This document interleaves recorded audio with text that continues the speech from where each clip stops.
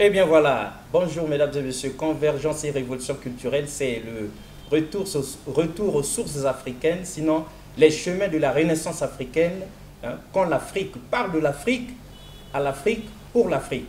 Parce qu'il y en a qui parlent de nous, mais contre nous, mais nous sommes ici dans cette émission panafricaine dédiée comme ça là, au professeur Théophile Obenga, en train de réveiller la conscience noire, sinon de montrer aux yeux du monde les valeurs d'Afrique et les valeurs du Congo, parce que la charité bien ordonnée commence par soi-même. Donc aujourd'hui, nous recevons un poids lourd de la littérature. Il est tellement lourd, Huppert Malanda, que nous sommes bien obligés de nous faire aider par deux autres écrivains comme lui, avec Vikael Obeko, donc de l'autre côté, afin que nous puissions essorer au maximum cet écrivain, pas comme les autres Made in Congo, parce que quelqu'un avait dit, et ce n'est pas n'importe qui, nul n'est prophète chez soi-même. Mais nous, ici au Congo, nous en Afrique, nous voulons bien que les choses changent, qu'on sache qui est qui et qui fait quoi. Pourquoi pas inspirer les pouvoirs publics sur la méritocratie au lieu de la démocratie aveugle et indifférente, qui ignore les qualités des uns et des autres. Qui est qui et qui fait quoi dans la République? Qui est qui et qui fait quoi en Afrique? Voilà ce qui nous amène sur ce plateau. Chers invités, bonjour. Bonjour, monsieur le Voilà. Donc, nous avons emprunté, Vikael, on a emprunté le thème de l'émission.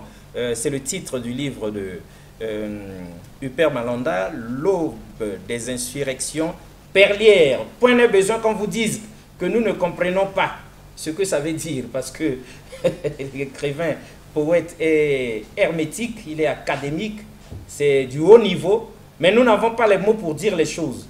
Jessus Luemba sur ce plateau, Anissé Dounyama vont trouver les mots qu'il faut pour témoigner et pourquoi pas décrypter Huppert Malanda. Alors Huppert Malanda, nous vous laissons d'abord au bon soin de Vikael dans un premier temps, pendant que nous réfléchissons aux questions à la hauteur de l'invité sur ce plateau. Vikael. Bonjour monsieur Huppert. Bonjour madame la journaliste. Pour ceux qui ne vous connaissent pas, qui êtes-vous? Je suis Huppert Malanda, oui. Poète, délégué de la Société de poètes français en République du Congo, membre du Forum des gens de lettres, et je passe mon temps au travail de l'imaginaire, à la poésie, à participer à l'émergence de la poésie congolaise, l'émergence de la poésie francophone sur l'échiquier international. Ok. J'ai une toute première question pour vous, monsieur Huppert Malanda. Pourquoi et depuis quand écrivez-vous des poèmes? J'écris la poésie oui. Depuis le collège. Précisément, ma naissance littéraire a été fécondée par des livres qui furent au programme dans les années 80. J'ai lu Trois prétendants et un mari de Guillaume Oyunombia. Trois prétendants et un mari, on s'en rappelle. En quatrième, nous avions Le Vieux Nègre et la médaille de Ferdinand Oyuno. Et en troisième, nous avions eu Sous l'orage de Seydou Badian, qui vient de nous quitter l'année dernière. Donc, ce sont autant de lectures au niveau scolaire qui ont participé à mon bouillonnement littéraire. Donc, à chaque fois, quand je rentrais le soir à la maison, je commençais à écrire des bons extraits de romans. Parce que je voulais, je me dis que j'avais quelque chose à dire. Et j'écrivais. Et malheureusement, avec la jeunesse, on commençait, mais on ne savait pas finir. Donc j'ai commencé beaucoup de travaux, beaucoup de manuscrits. Et dommage, la guerre est passée par moi. Et il y a beaucoup de manuscrits que je n'ai plus. Ah, c'est parti. Et la poésie, c'est autour des années 85, je suis en troisième. j'étais bibliothécaire à l'église Charles Luanga de Mouyonzi. C'est une église catholique. Et le fait d'avoir été bibliothécaire, ça m'a mis en contact avec l'univers des livres. Nous servions des livres et donc nous lisions beaucoup de livres. Les Jules Verne, les Arthur Rimbaud, on les découvre un peu plus tôt, les Baudelaire, les Stéphane Mallarmé, les Racine, les Corneille, les Sophocle, les Euripides, les Eurydice, les Shakespeare. C'était riche la bibliothèque. Oui, c'était une bibliothèque très riche. Les Tagore Rabindranath, les Adonis. Donc, on les lisait et je crois que c'est un enracinement lectural qui a participé à mon ensemencement en tant que poète. Et j'ai commencé à écrire des poèmes. Les tout premiers furent inspirés des poètes comme les Lamartine, donc la description de la nature, les Stéphane Mallarmé, les Verlaine. Et j'ai découvert très tôt Tshikao Tamsi. Et donc j'ai arrêté avec la poésie versifiée pour aller à l'essentiel, Tshikao Tamsi, Aimé Césaire. Et je lisais Cahiers d'un retour au pays natal chaque matin. Ça, c'est Aimé Césaire. Oui, je récitais la prière virile du poète. Chaque matin, je récitais. Je crois que j'étais en train là d'intérioriser le rythme, la musicalité. J'étais en train de porter un totem, celui de la poésie. Et après, on est passé par les Senghor, les chantres de la négritude. Beaucoup de lectures.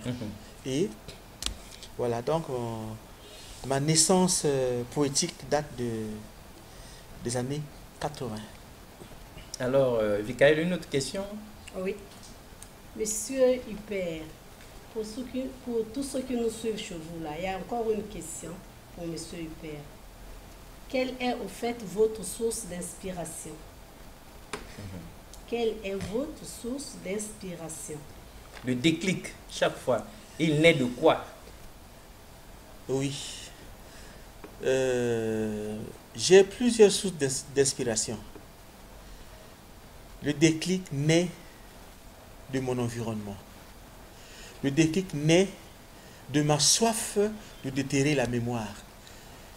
Le déclic naît de ma volonté de regarder l'avenir, de nommer l'avenir, d'identifier les chemins d'avenir.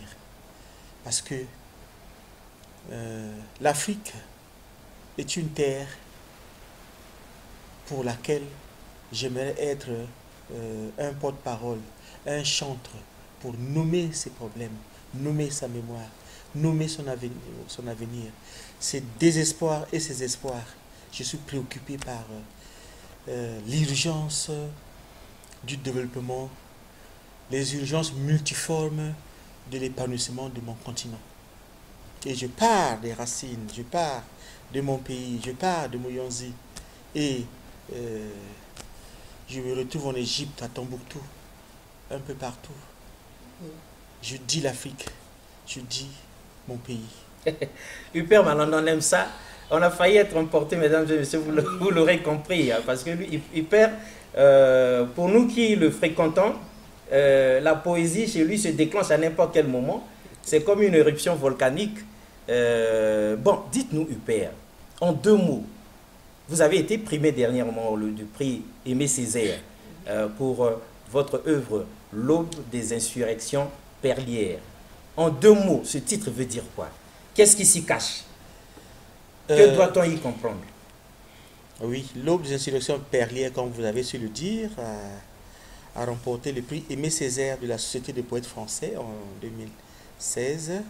Et le bouquin, lui, est paru en 2018, un peu plus tard. L'aube des insurrections perlières. Vous voyez, je porte un regard sur l'Afrique qui boite. L'Afrique qui marche sur béquille. L'Afrique qui, à chaque fois, est un problème pour l'humanité. On est préoccupé quand vous regardez la télévision. Il y a des désastres par ici, des désastres par là. On a l'impression que Lucifer est né en Afrique. Et que, vous voyez qu'il y a une plaisanterie quand on dit que Dieu, parlant d'une parcelle, bon, Dieu dort, que la cour de Dieu, c'est l'Asie. Bon, le salon de Dieu, c'est l'Europe. Bon, la chambre de Dieu, c'est l'Amérique. Maintenant, les toilettes de Dieu, c'est l'Afrique. Vous voyez? Mais nous avons un problème, un réel problème de progrès. On fait trop de bruit autour des mots comme développement, autour des mots comme démocratie, autour des mots comme paix, autour des mots comme progrès, émergence. Nous sommes un véritable désert de ces valeurs que nous voulons, que nous citons. Tout simplement parce que nous ne sommes pas unis, nous ne travaillons pas et nous ne progressons pas. J'en suis préoccupé. Donc, l'aube des insurrections perlières, je m'insurge, je me révolte contre ces pratiques rétrogrades qui soumettent, qui nous maintiennent dans l'asservissement culturel. L'asservissement culturel. Parce que vous savez, la culture est la force motrice du destin d'un peuple. Quand la politique est la force motrice du destin d'un peuple. Or, quand la politique boite, tout le système de l'existence se met à boitiller avec elle. Quand la politique ne marche pas, l'économie ne marche pas, et tous les autres secteurs... Rien ne marche. Rien ne marchera. Donc, on est préoccupé par... on s'insurge contre l'oubli. On s'insurge contre l'oubli parce que voilà pourquoi je me veux poète de la mémoire. Poète de la mémoire. Un arbre, un homme sans mémoire ressemble à un arbre qui n'a pas de racines. Mais l'arbre monte, trouve la faute d'aller plus haut par rapport à l'enracinement. Puisque l'arbre s'enracine, puisque l'arbre ira plus haut. Mais il se passe que culturellement, nous ne sommes pas enracinés. Il n'y a pas de mémoire. Et nous sommes trop assimilés. Nous avons bu l'occidentalité et nous avons détruit tout ce qui était valeurs profondes, traditionnelles de notre continent. C'est chaud. Voilà. Je suis dans l'insurrection de tous ces vices. Je m'insurge contre ces vices. D'accord. Huper Malanda, vous voyez, vous nous emportez. Oui. Vous êtes dans le vrai. Mais nous n'avons pas les mots, Vikaël et moi, nous n'avons pas trop les mots pour dire les choses. Voilà pourquoi nous avons fait appel à Jessie Luemba, qui donne la passe d'abord à Anissé Dunyama, qui est écrivain, qui est poète, qui est puissant dans ces choses-là et qui a les mots pour dire les choses. Alors, Anissé Dunyama, si vous étiez donné la parole, après avoir eu Huper Malanda, que diriez-vous? En tout cas, merci beaucoup, mon cher ami Alexis. Bon, nous sommes dans une très grande émission qui est là pour projeter l'Afrique. Et il s'agit notamment de célébrer ses fils les plus brillants, et ceux qui apportent la pierre à l'édifice, à la construction de l'édifice, à la construction de la grande Afrique.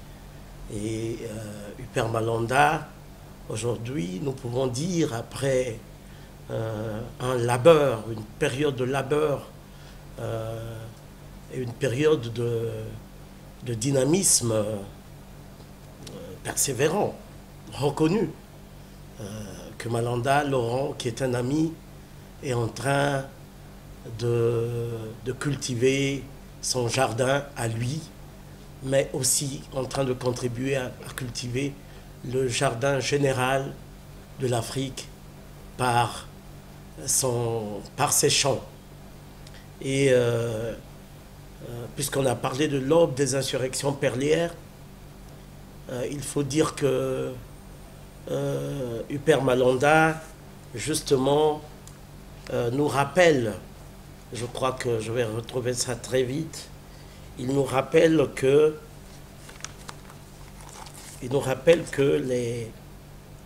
les yeux des hommes sont faits pour regarder l'avenir. Parce que ce qui est important pour l'Afrique aujourd'hui, c'est la prospective, c'est la projection de l'Afrique. Et à côté de Huppert Malonda, à côté des Lumières, Alexis Bongo, qui présente cette émission, n'est pas moins une lumière. J'ai pensé à un Africain comme Souleymane Bachir Ndiaye, que nous connaissons tous, qui évolue à l'université de Columbia, sénégalais, un grand Africain. J'ai pensé à lui parce qu'effectivement, il pense au devenir de l'Afrique. Nous pouvons citer d'autres, comme notre ami, le Camerounais Achille Mbembe, en Afrique du Sud. Et il y a tant d'autres. J'ai vu, on a parlé du doyen Théophile Obenga, qui est un grand penseur de l'Afrique. On peut penser à ceux qui nous ont quittés. Le génial, l'immortel, Soni Labotonsi, je crois que c'est le lieu de le citer. Dans le monde des écrivains, il a joué son jeu avec beaucoup d'efficacité. Et donc, Huppert Malonda nous rappelle que les yeux des hommes sont faits pour regarder l'avenir. Et Aimé Césaire, un maître pour nous, un maître à penser, un grand Africain, mais rebelle dans son essence. On a dit ici que Malonda, quelque part, était monté sur son cheval nommé insurrection, nommé rébellion. Pas pour faire des petits coups d'État, comme on le voit à gauche et à droite, mais trouver, rechercher les perles, trouver, rechercher les graines que l'on mettra sous terre pour que demain, les semences au niveau de l'Afrique soient des semences importantes. Et Aimé Césaire, justement, parle de la force de regarder demain. La force de regarder demain.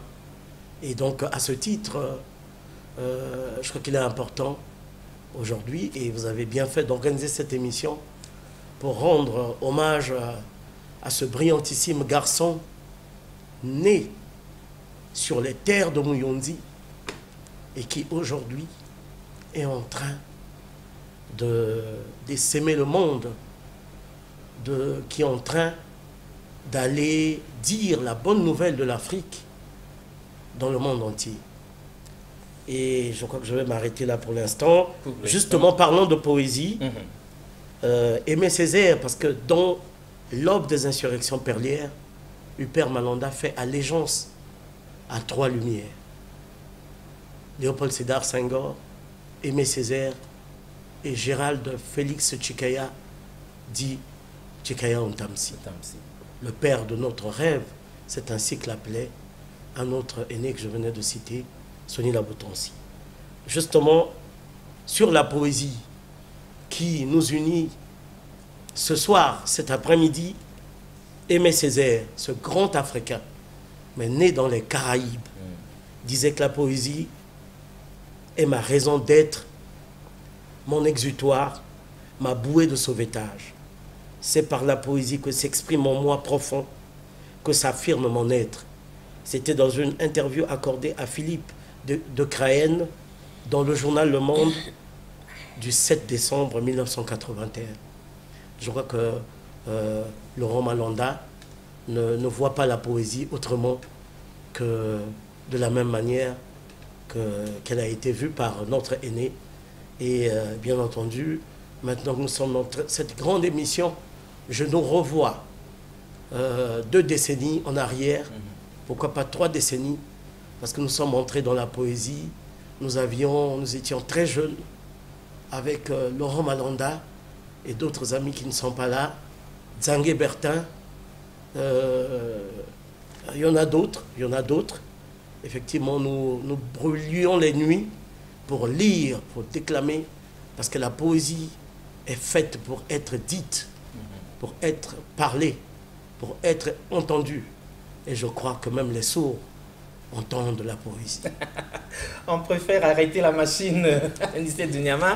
En tout cas, merci beaucoup. Ce n'était qu'une introduction de votre côté. C'est très bien, mesdames et messieurs. Ça nous aide parce que, vous avez vu, nous sommes innocents.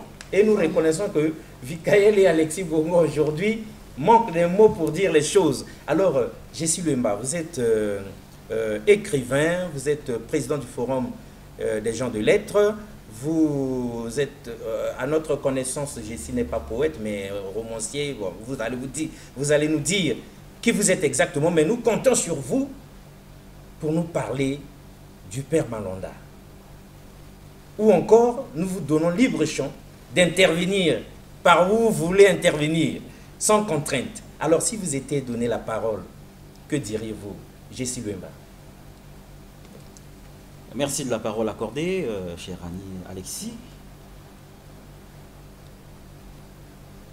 Hubert Malanda, de son vrai nom, Laurent Malanda, je l'ai rencontré en 2013 à Brazzaville, au domicile du président de l'UNEAC, M. Henri Njombo, à l'occasion des préparatifs des festivités du 60e anniversaire de la littérature congolaise. On s'en rappelle. 60e anniversaire parce que le premier roman, la première œuvre littéraire congolaise est publiée par Jean Malonga en 1953. Et donc 2013, ça faisait 60 ans et donc il y avait un projet de célébration des 60 ans. Et c'est à cette occasion que j'ai rencontré Hubert Malanda qui m'avait à l'époque fait l'honneur de m'offrir son premier recueil poème intitulé Les paradis fragiles.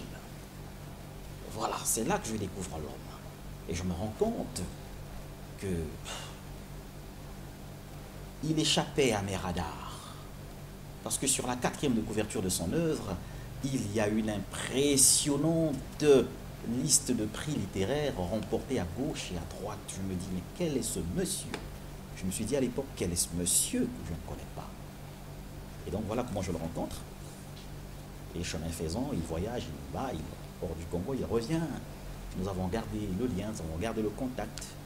Il a continué à publier. Nous sommes aujourd'hui en 2020. Sa dernière œuvre date de septembre 2019. Parole lunaire pour ressusciter l'aurore. Donc, il a à son actif 4 recueils. Bon, mais ce que je retiens de plus essentiel, au-delà de sa parole forte, sa parole puissante, sa parole qui n'est en fait que l'expression de la douleur. Parce que Hubert, c'est un poète élégiaque, c'est pas un poète lyrique. Sa parole qui est l'expression même de la douleur de l'Afrique, comme il a dit tout à l'heure. Sa parole fait écho à travers le monde et on lui reconnaît ce mérite-là. Lui reconnaît ce mérite-là d'être le porte-voix des sans-voix. Et je comprends naturellement pourquoi il est primé. Il est si souvent primé. Donc nous avons eu une cérémonie le samedi 11 janvier dernier pour présenter au public la moisson du Père Malanda en 2019, notamment le prix Bernard Dadier pour le rayonnement international, obtenu à Dakar au Sénégal à l'occasion de la journée internationale de l'écrivain africain. Nous avons présenté l'auteur et nous avons en même temps présenté son œuvre, l'une de ses œuvres, L'aube des insurrections perlières, qui a rencontré le prix Aimé Césaire de la Société des poètes français. En notre qualité de président du Forum des gens de lettres, nous sommes là, nous œuvrons pour la promotion de la littérature congolaise, pour la promotion des auteurs. Il faudrait que nos auteurs soient connus, que nos auteurs soient défendus et que nos auteurs soient surtout lus. Moi, j'accompagne Hubert Malanda en ce sens. et même sur ce plateau de télévision, je l'accompagne pour faire cette promotion de la littérature congolaise. Nul n'est prophète chez soi, comme on a souvent tendance à dire, d'accord, mais nous nous démarquons de cette logique, de cette manière de penser. Nous préférons enfoncer le clou, nous préférons forcer le destin, forcer le citoyen lambda congolais à savoir qu'il y a sur cette terre des poètes, des vrais, des puissants, des poètes reconnus à l'échelle internationale. Voilà ma mission avec le Forum des gens de lettres. Voilà mon rôle ici sur ce plateau. Voilà mon accompagnement pour le Père Malanda. Je ne sais pas si j'ai cerné votre question, mais je crois que je suis là-dedans et d'autres choses pourraient être développées par la suite. Bien sûr. Alors, Père Malanda, après avoir eu les autres, avant que nous ne posions nos questions à nous, quelle réaction? Anissé a parlé, Jessie a parlé. Que pouvez-vous dire? Oui, je suis quelque peu ému de l'attention que portent quelques-uns de mes collègues sur le travail que je fournis. C'est vrai qu'on me dit qu'on n'est jamais prophète ce soir, comme vous avez su le dire. Bon, de temps en temps, je ne fais pas attention à mon pays. Je suis parti, je vis en quelque sorte en Occident. Mon esprit est là-bas, donc là au moins on reconnaît la valeur du livre. Autant chez nous, on n'a pas encore atteint ce niveau de reconnaissance. D'où ce que vient d'évoquer tout récemment le président du Forum des gens de lettres, Jessie Loueba, sur la bataille qu'il est en train de mener pour valoriser les lettres congolaises, faire connaître le livre congolais, faire connaître les auteurs congolais, faire connaître la littérature congolaise.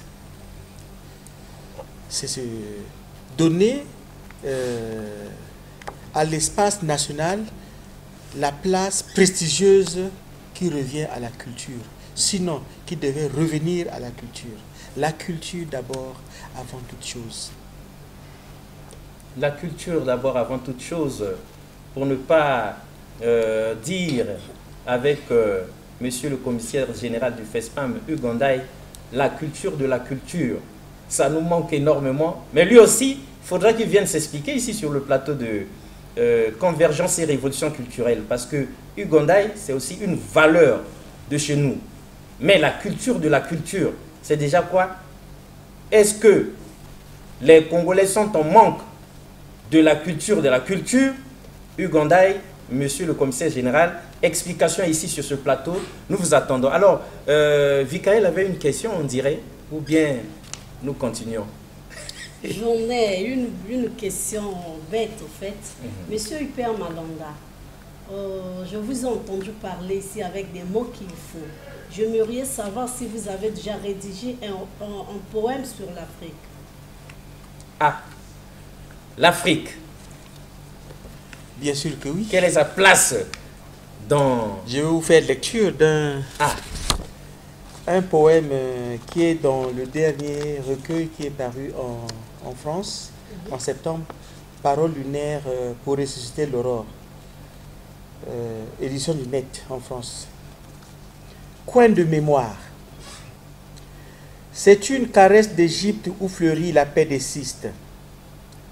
Une civilisation altière fondue comme du cierge. C'est une berme de Nil d'où rayonnent les sylphes des momies. Un condor des Andes qui erre autour des pyramides. C'est une pagode d'Isis où la lumière chante, jusqu'à ce que les étoiles s'épuisent de raconter l'élixir des vents. Je vole comme un ouragan sur la tourmente précieuse des temps anciens. Ma soif d'années-lumière érige des orémus de pierre volante, comme mes ancêtres érigeaient des sphinx et des lions de pierre ambrée. Me voici Champollion dans l'épuisante fouille où les hiéroglyphes pollinisent l'éternité des pharaons. Me voici armé du grand cri rouge du crépuscule des siècles. Me voici creusant l'épaisseur du temps et récoltant l'hégémonie des peuplades englouties dans la narration de l'argile. Me voici diadème sur lequel vogue un rêve d'Érantis. J'accoste des nuits qui demeurent la remontrance du parfum des corymbes. J'accoste des nuits historiques qui relèvent de l'inépuisable soif de lumière, l'inépuisable soif de mémoire. J'accoste des nuits qui mesurent l'élongation des astres, qui nagent dans des bonheurs éthérés. J'accoste des nuits tièdes qui font battre le cœur des fleuves. J'accoste des nuits qu'incendie la chaleur des femmes bantoues. Dans ce pays, le ciel et la terre ne se parlent presque plus. J'habite un envol millénaire. J'habite un pèlerinage d'oiseaux lustres. J'habite une notoriété imaginaire qui fleurit du souffle des ergues. J'habite ce noble coin d'oubli, plus mémorable que la mémoire. Ce noble coin d'oubli, plus mémorable que la mémoire. J'ai une question à poser, mais Anissé me regarde comme pour dire fais-moi la passe. Alors Anissé, Ben oui, mais parce que... si vous étiez donné la parole. Oui, mais parce que le père vient de lire un poème. Je crois qu'à la suite de ça, il faut lire cet extrait sur Timbuktu et le reste de l'Afrique. Timbuktu, les drames de mon peuple sont des marchés forains, où je recherche sur les étalages une cafetière pour faire bouillir mes rêves. Demain, à l'orée des vents bleus, nous étalerons nos querelles sur les routes comme des habits asséchés. Nous incanterons lumière, lumière, la vernation du cœur unique des peuples pour fermer une à une les parenthèses de sang qui font tache de conjonctivite à l'esprit des soleils levants. Nous marcherons haut les rêves d'encre indélébile, haut les traces des lucioles. Nous chanterons chorus de fulmination ancestrale, des révolutions tressées de plaies comme des morsures de tonnerre. Nous planterons corymbes des vocations, fertiles le chemin laboureux des illusions neuves. Au sommet du grand espoir du monde, mon avis de recherche que je lance aux quatre coins du vent, je sors des ombres altières de ce pays mangeur de serpents corail. Je marche l'âme pétrie de feu. Ma foi est debout comme la tour de Babel. Ma mémoire de sève a traversé le colatier depuis la feuille jusqu'aux racines. Mon espérance grosse comme une boule de pastèque a mûri dans l'évanescence des fraternités. Je m'adresse aux généalogies debout depuis la racine du cèdre, aux rochers qui s'enivrent de soleil et de pluie, aux amours qui s'éclatent sous le soleil comme des cerises. Je m'adresse aux insurrections aiguiseuses d'étoiles, aux navires de paix égarés dans l'océan des utopies. Ubuntu. J'entends le mot dans l'exorcisme des nations maudites. Recherchez-moi l'immanence du cri libertaire depuis le Ché. Recherchez-moi dans la gracilité de l'arc-en-ciel, la coupe de tolérance Gandhi, le chant heuristique, sur les ailes des lunes turgescentes. Je m'adresse aux explosions dont les larves viennent de notre sang. Recherchez-moi la terre et ses continents. Recherchez-moi l'homme des Écritures saintes, la fleur des contrées lointaines où la lumière est fille de l'ombre. Recherchez-moi dans les trolls du volcan, cette parole laitière qui fera de nos cris des champs de blé. Recherchez-moi dans la végétation de rêve, la hargne de Martin Luther King.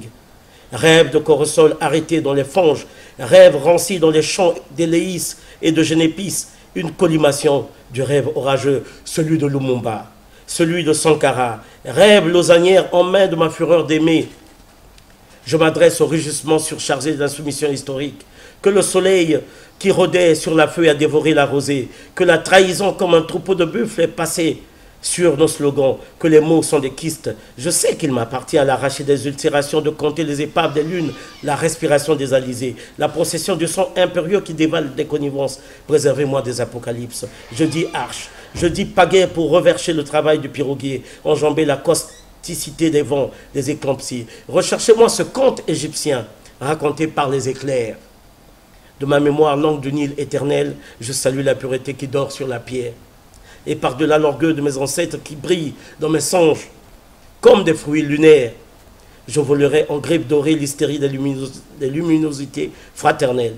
J'épouserai l'envol du ramier comme une plante grimpante accoste sur les quais des prochaines révolutions. J'accosterai sur ce petit bout d'espoir qui pétille au milieu des miaulements pour voir hennir les crépuscules qui galopent vers l'aube. Mon peuple marchera à pas d'étoiles filantes. Il traversera comme un ermite la fébrilité de l'ombre, les bourgeons des chants d'oiseaux de Minerve pour tisser la parole érugineuse. Ne jamais déchanter des intempéries. Ne jamais se dévêtir des généalogies, car le destin de l'homme est un malentendu de salut. Recherchez-moi l'étincelle de liberté qui dépasse le poids de toutes les révolutions du monde. Recherchez-moi dans l'aurore lourde de sérénité la zénitude Mandela. La zénitude Mandela. Ça, c'est le père Malanda. Jessie Lemba, aidez-nous à comprendre le père Malanda. Lu par, déclamé par Anissé Donyama. Aidez-nous à comprendre quelque chose.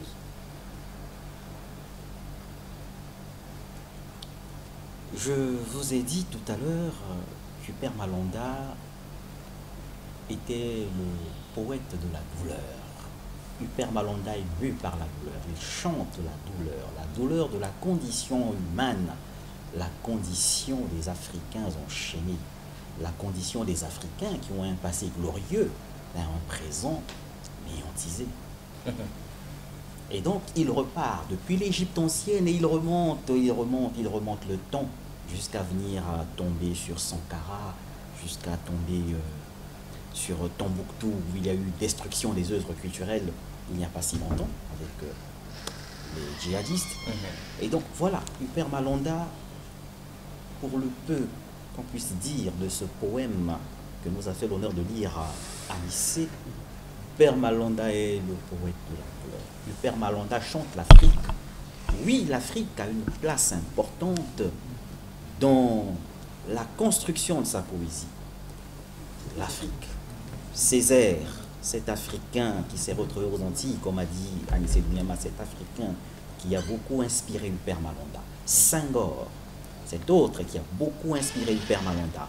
Outamsi, le père de notre rêve, comme disait Soni, qui a beaucoup inspiré le Père Malanda. Les Lumières, ces trois lumières qui portent à leur corps défendant la cause africaine.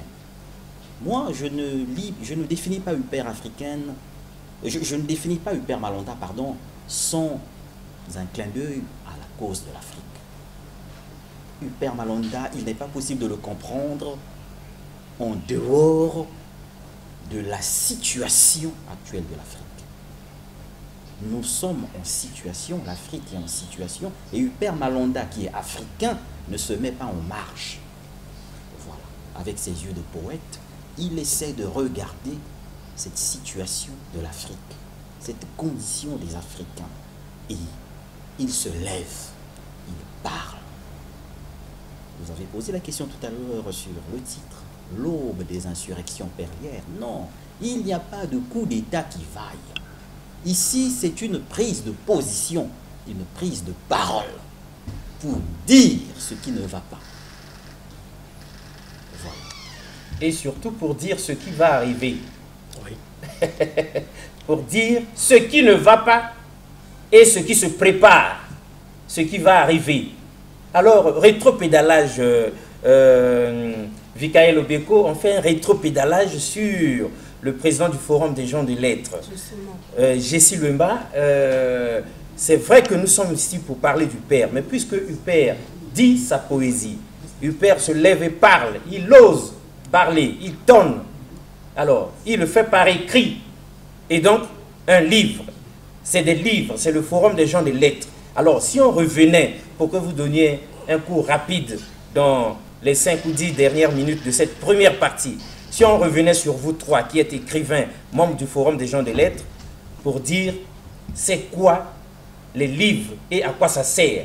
Au moment où l'Afrique souffre, où ça caille, où, pour le cas du Congo, le FMI nous a mis sous perfusion, au moment où on parle science et technologie, au moment où les autres envoient les satellites dans le ciel, au moment où les djihadistes errent autour de nous et se rapprochent de plus en plus de l'Afrique centrale, ils sont déjà à nos portes. À quoi servent les livres, les écrivains? Ça sert à quoi? Alors si vous étiez donné la parole à tour de rôle, en commençant par le président, pour aller de l'autre côté là-bas, que diriez-vous pour qu'on puisse conclure en beauté?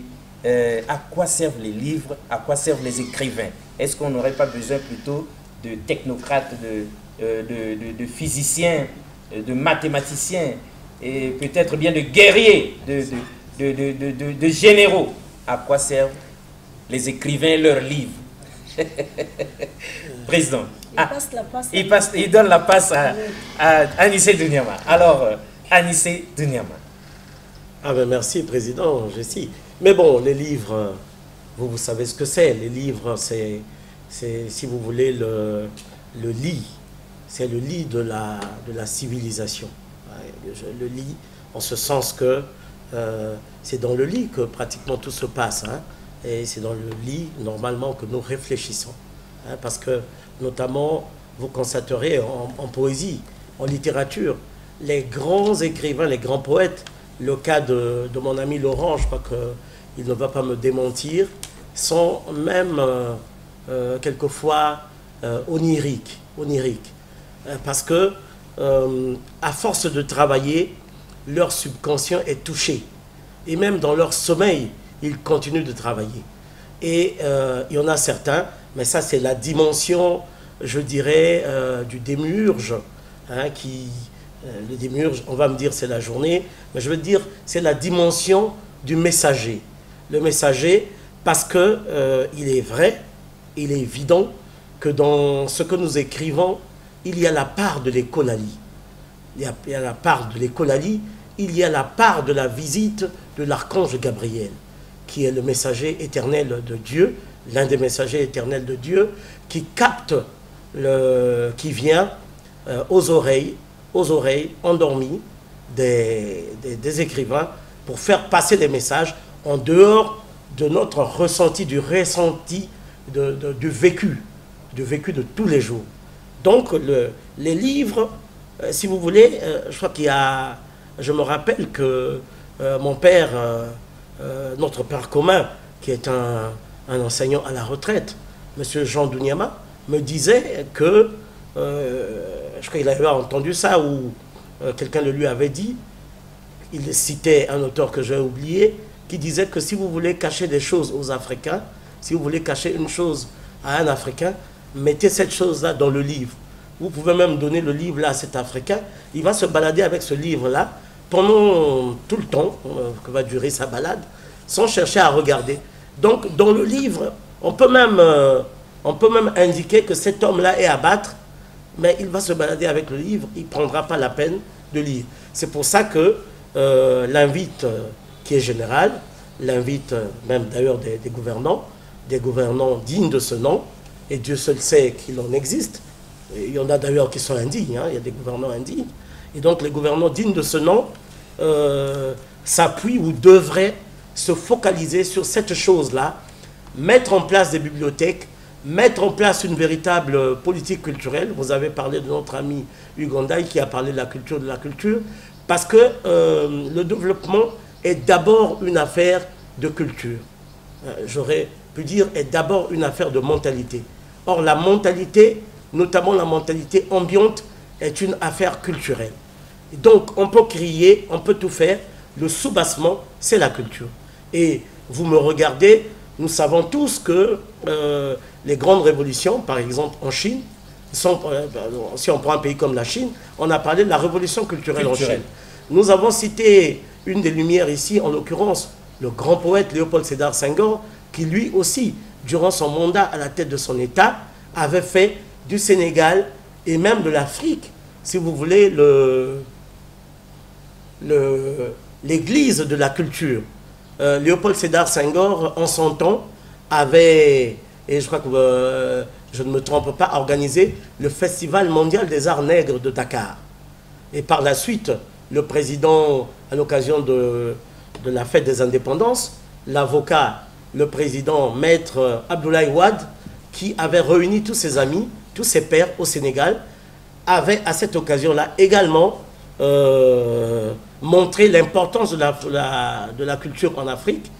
Il avait même été publié à cette occasion un florilège, un recueil collectif de poètes africains, mais bon, les poètes méritants, je crois. Et notre ami Laurent Malanda l'a également été lauréat. Et ce qui était compliqué, entre guillemets, c'est que les Congolais, sur l'ensemble d'environ 500 poètes, nous étions en train de... Comment je vais dire ça? Moi, je me rapprochais de UPR. Ils ont eu des difficultés et ça pouvait devenir déconvenant de dire que sur l'ensemble des poètes du nord au sud, de l'est à l'ouest de l'Afrique, que les brillantissimes poèmes, les brillantissimes poètes ou les poètes qui justement avaient mené cette barque étaient des Congolais à l'occasion de la fête de la Renaissance en 1900, comment on appelle ça, à l'occasion du cinquantenaire, en 2010. Et je crois que l'ensemble des chefs d'État africains ont ce recueil dans lequel il y a nos textes. Donc la culture, oui, la culture, la mentalité, oui. Des grands pays aujourd'hui, comme puisqu'on parle également de l'actualité, comme Israël, on peut raconter tout ce qu'on veut sur ce pays qui est un pays qui est en train de prospérer, qui est un pays qui est en train de marcher à grands pas, mais justement parce que Israël a misé d'abord sur la culture première. Le tout petit Israélien est moulé pour être dans la culture du développement. Il est dans la culture du développement. Et l'instruction est obligatoire là-bas. Vous ne pouvez pas compter sur un pays, vous ne pouvez pas parler de l'avenir d'un pays si vos fils ne sont pas instruits et instruits selon les canaux actuels, selon les standards internationaux. Et pour ce faire, je crois que la culture est la matrice. Voilà. La culture est la matrice de tout. Et le président Jessie Louemba va certainement dire des mots.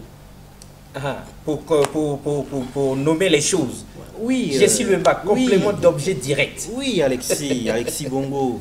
C'est vrai que les hommes chantent d'abord, ils écrivent ensuite, comme disait Chateaubriand. C'est vrai que nous autres Africains, nous sommes tenanciers des civilisations de l'oralité. L'écriture a toute sa place. L'écriture est importante. Je ne vais pas vous apprendre que les paroles s'envolent, mais que les écrits restent. Il est impérieux d'écrire. Il est impérieux de produire des livres. Qui dit livre dit écriture. Qui dit écriture dit scribe. Mais remontons jusqu'en Antiquité. Vous savez, les Grecs, citons-les. Les Grecs, nous connaissons aujourd'hui la Grèce à travers un poète, Homère, avec l'Iliade et l'Odyssée. Homère a chanté les 100 ans. Homère a chanté son peuple. Homère a chanté les aventures de son peuple. Mais il n'a pas que chanté. Par la suite, ça a été consigné par écrit. Et jusqu'à aujourd'hui. Des siècles plus tard. Et donc, nous aussi, nous sommes africains, nous pouvons continuer à chanter. Oui. Écrire, c'est aussi bien. L'écriture a toute sa place dans la culture d'un peuple.